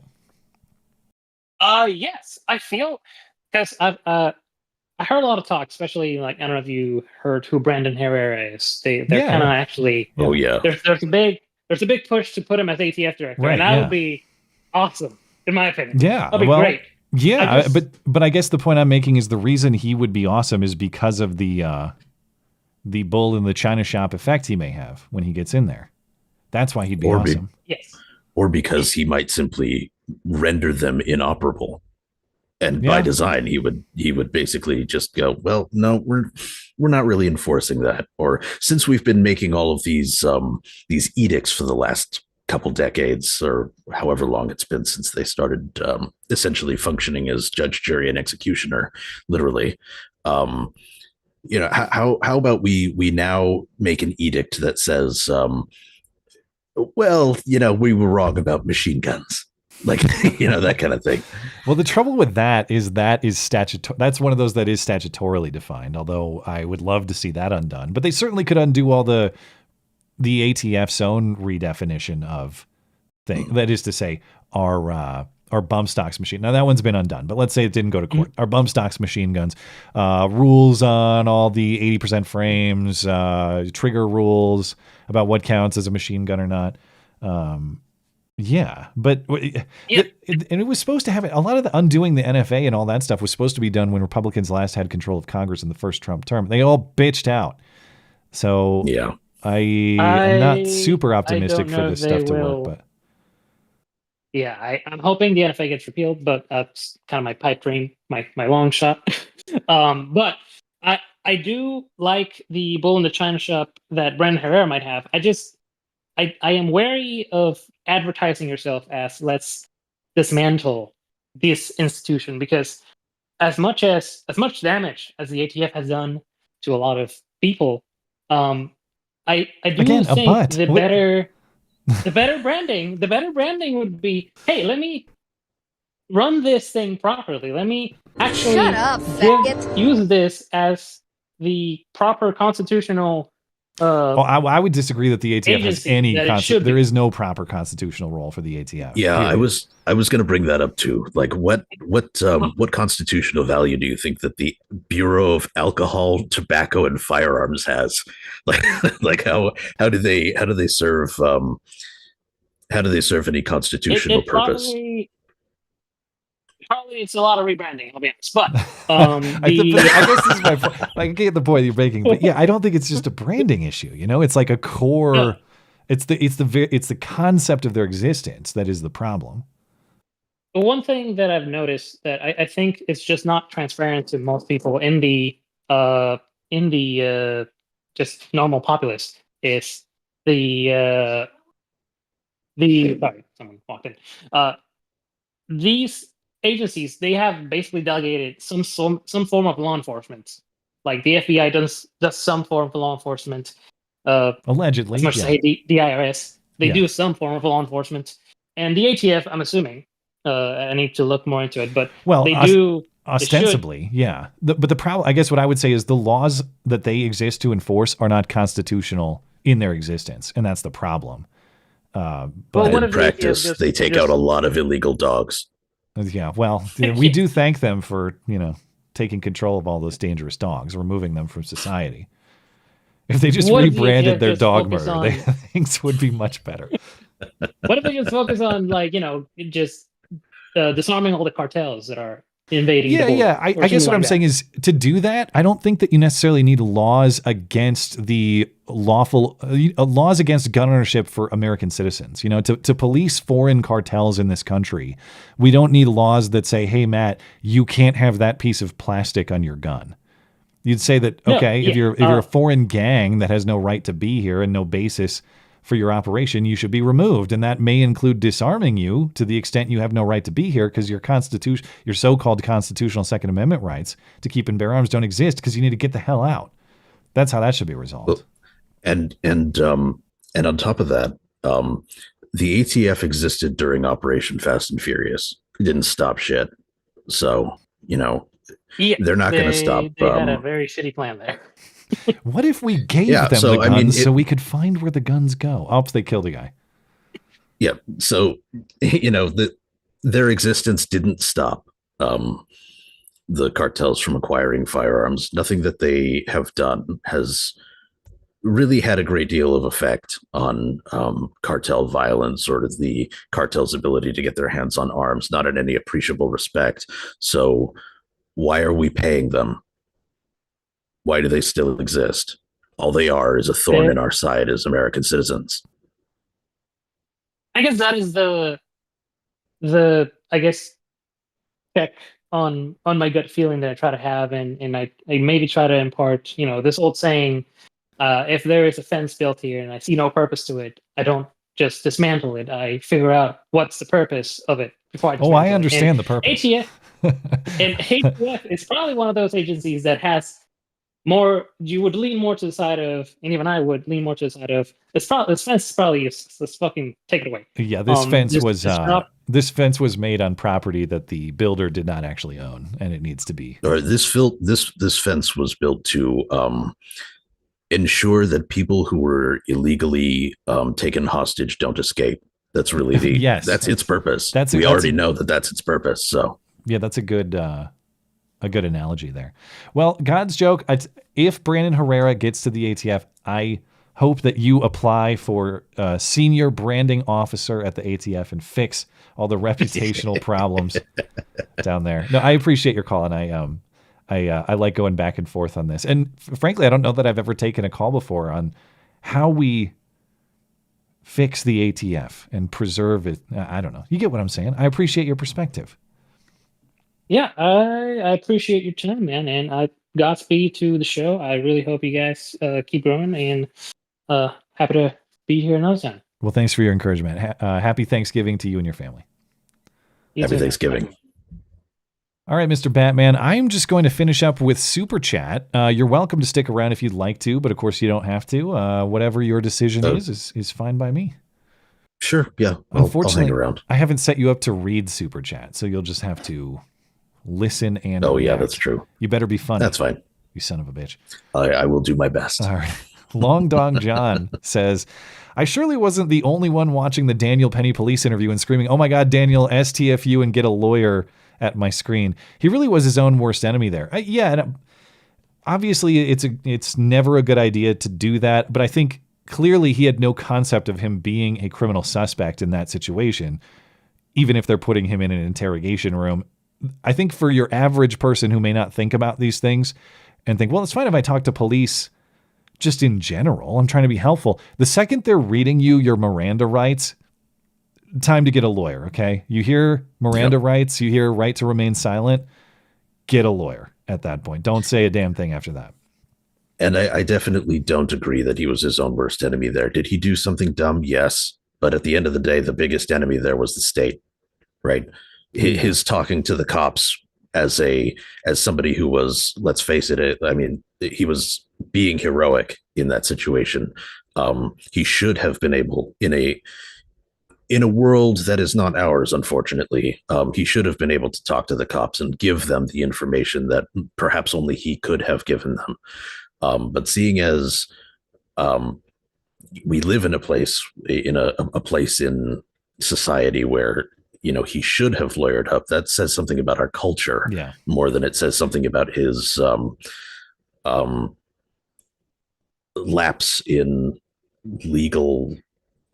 modern legal etiquette, I guess. I heard you say "in a world" during that, and it prompted my brain to think it was movie review time. That's right. Yeah. So what movie did you watch this week? I don't know. I don't have one planned. I don't have a review written, but yeah. Thank you, Long Dong John. Disturbed 2K7. Hey, pretty mama. I hope you and your family have a great Thanksgiving or a happy Thanksgiving. God bless. Also, happy Thanksgiving to all my homies in the chat. I don't care what Matt says about you guys. You all are all right. We love you. You're very special. I don't say mean things about people in the chat. Usually it's the reverse arrangement. I try to be nice to them. I don't know. Happy Thanksgiving. Colton Regal says, in the spirit of the day, I'll spout off some things I'm grateful for. My job, my church, you, Matt, and Blonde too. And most of all, my wife who kickstarted all the best parts of my life thus far. The Lord has helped me. Well, I know it's been a tough year for you, Colton Regal, and I hope that you find what you're looking for and you find peace, and I hope you have a great Thanksgiving. And I'm glad you're finding things to be thankful for. You know, Batman, where are my manners? I didn't even ask you what you are thankful for this Thanksgiving. Well, I definitely do have to say that starting to listen to this show and then through that meeting my wife was just one of the greatest things. She brings out in me,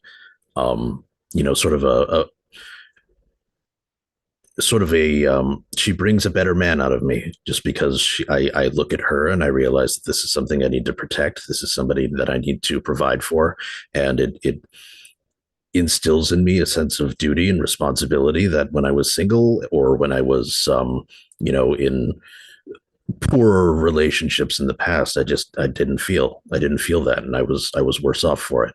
So I'm appreciative of my wife for everything that she's helped me to become. I'm appreciative of the child that we are going to have together very shortly, and for everything that we have in spite of our topsy-turvy world. Well, it's I got to wipe away a tear. It is my personal honor to be a tangential part of that, and I'm really happy for you and your family. And beautifully said. And that, as you're probably already aware, but it'll certainly become much more apparent once that kid of yours is born. Become a husband, become a father, wife and mother. If you're a woman out there listening, there are a few, I think. But you will never wonder again what your purpose or responsibilities are. It will be forced upon you, but that's in the best possible sense. When I say forced upon, it makes it sound negative. But if you want discipline, purpose, a reason to get up every morning, a moral obligation for optimism in the future, become a husband or wife, become a father or mother. Don't do so irresponsibly, of course, but orient your life in that direction, and you will find out what you are truly capable of. So congratulations on that to you and your family. Griffnizzle. Thank you, Colton. All the best to you. Griffnizzle says, happy Thanksgiving to all the Nazis and crypto Jews, and to you and your family, Mr. Christiansen, my second favorite homosexual man. Jeez. I want some butts! Happy Thanksgiving. Jonathan Prezios, Kamala 2028. Lol. Hey, man, I'm here for the show, too. I want to see it. Are you at all interested in watching the show again, or do you want to see some new Democrat freak run next time? I feel like there's a deep pool, and I think that Kamala might be sort of tapped out at this point. So at this juncture, I think we're better off seeing how crazy the next person they bring can be. I want to see Mayor Pete. Kamala can be top. Mayor Pete, I want some butts. 2028. He might be kind of boring, though. Let's be honest. Like he's a little bit better put together than Kamala is. He's just as nuts, but I don't know. I feel like he might be boring. I want them to really go all out, bring out the leftists that we see on college campuses and stuff. Get somebody up there in a pantsuit with blue hair, half their head shaved, way too fat for the suit that they're wearing, tattoos, rolling down their sleeves on both sides. Artificially created, sewn on dicks swinging around. Yeah, that's right. Yeah, 4 nose rings and then 6 in the eyebrows. Yeah. Just the works. The degenerate faggot camouflage. How is it that you get to say faggot on my show, but I can't? I guess I just have to. I have no idea. All right. Likes to watch over on Rumble. Can I just get a sounder of your choice? Maybe one that you wish you had more reason to use. Thanks for putting together the show. Hope you had a very happy Thanksgiving. God bless. Well, it's funny you say that because one of the things I did before the show, now when I set up this new soundboard, I really picked the core ones I wanted because it's like, well, if I have too many, I'm going to be overwhelmed. But now that I've familiarized myself with the function, I really know how deep I can get. So speaking of, there's a good one right there, how deep I can get. That's a big game, man. But I set up a folder called Deep Cuts. These are the less obvious ones. And the Deep Cuts folder is probably like 30 or 40 deep. So let me have a browse through here and see which one I want to give you. Let's see. Okay, I got it. Let me... This one I just loaded in today. I shot someone with a gun. Do you remember that?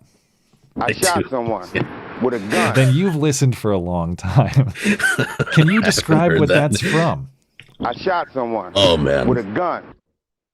Oh no, I don't think I'll give it back. I remember the sound blip. Okay, so that guy. If you can't hear, it's kind of bad audio. I shot someone with a gun. I shot someone, gunshot, with a gun, as though you shoot someone with anything otherwise. But the reason it's funny is not just because of that saying.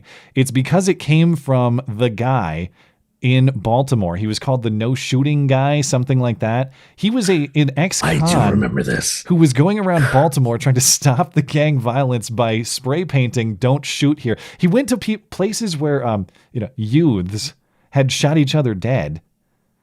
And out of respect for the loss of life at that particular area, he would spray paint like, "Don't shoot here. This is a no shooting zone." Later, right, he had the genius idea of, we should pay the shooters not to shoot people. He said, "Hey, listen, yes. I just got out of prison for shooting a guy. I shot someone with a gun. And I know what these guys want. It's money. So for every month that they don't shoot people, we should pay them." Now, unfortunately, what happened to this guy, I forget his name. It was like, I can't remember, but he is dead now. You'll be shocked to learn. He got glocked by a cop, an assuredly racist cop, because he was trying to stab someone or something. His death is out there on body cam footage. I know we played it on the show. I stabbed someone with a knife. He was trying, and instead he got shot with a gun. God, people could look up his name, but he's the no-shoot man in Baltimore. God rest his soul. So that's my deep cut sounder for the day. Thank you, Likes to Watch. Ninja Kitty Box, the kitty's thoughts on how to consider gender-affirming care. We start with criminal, evil, demonic, but surely I'm missing some additional appropriate descriptors that may do more justice. Yeah, I mean, the idea that this has any moral basis at all, let alone is a constitutional right under the 14th Amendment, is hilarious. But we're going to have the Supreme Court take up that case and have to listen to the idea that this is some sort of due process right, some sort of substantive due process right. It's implicit in the concept of ordered liberty that you can cut a kid's dick off. Clearly, that's what they meant. GR Token Spick. I forgot. I can't read that one. It's Token S word. But he also says, hey, fag-ass turkey. Well, it's Thanksgiving, so hopefully Raja Mohan is not around to, do his censorship. So would that be a dry turkey? Because, it doesn't get wet itself. Okay, I'm stopping. I'm done. You know who is on an... I told you to be funny, not that funny. Okay, tone it down. Who's on an on-site podcast now? I'm finally on Team Fuck That Bitch. Okay.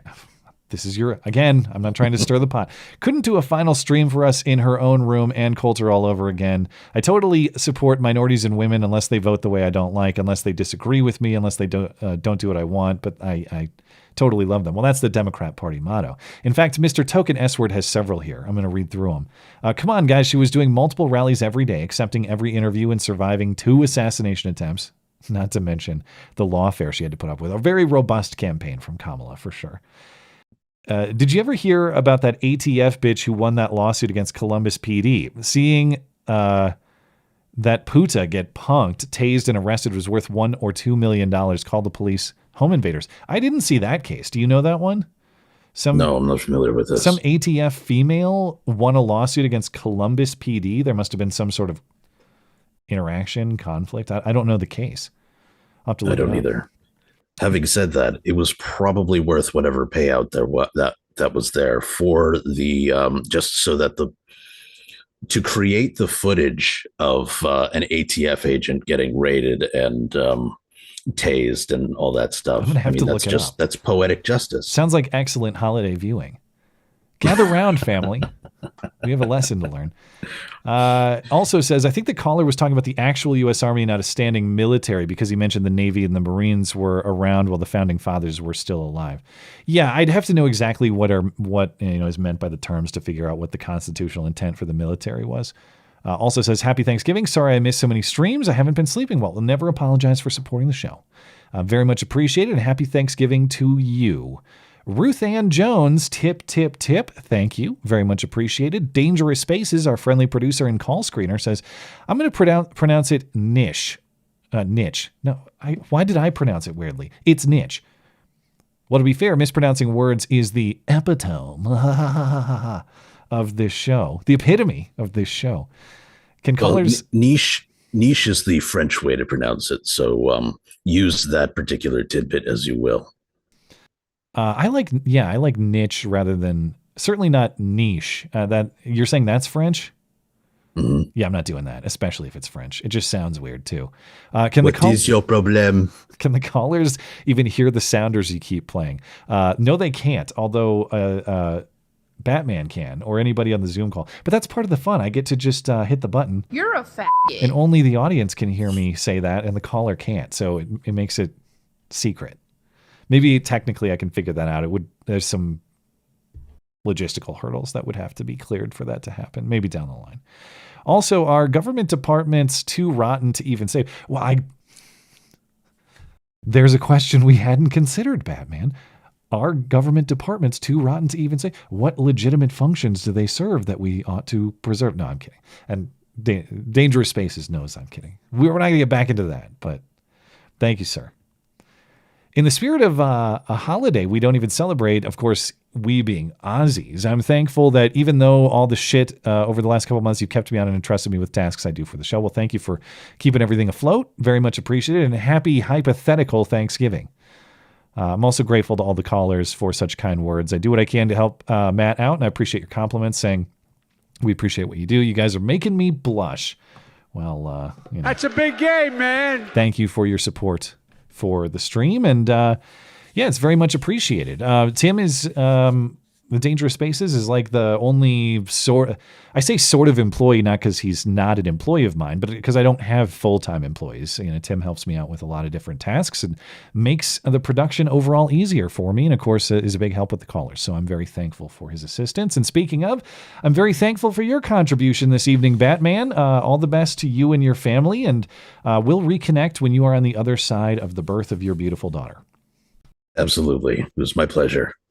All right. Well, have a good night, man. Happy Thanksgiving. You as well. Take care now. There he goes. Thanks to Batman. And thanks to you guys this evening. I think I'm all caught up. I'll give a quick refresh. We're good on Odyssey. We're good on D Live. Let me check in on YouTube and Tippy before I get out of here. Make sure I didn't miss any. And I think we're all set. So we will call it a stream there. Very much appreciate your contributions to the show this evening. Thanks for tuning in live if you did. If you're listening later on demand, thank you kindly as well for supporting the show. Thanks to Batman for joining to take some calls. Thanks, of course, to producer, call screener Tim for his assistance as always. And thank you, dear listener, for making this an extra special Thanksgiving. If you need any more to listen to, mattchristiansenmedia.com. I'll be back on Sunday. Have a happy and safe Thanksgiving.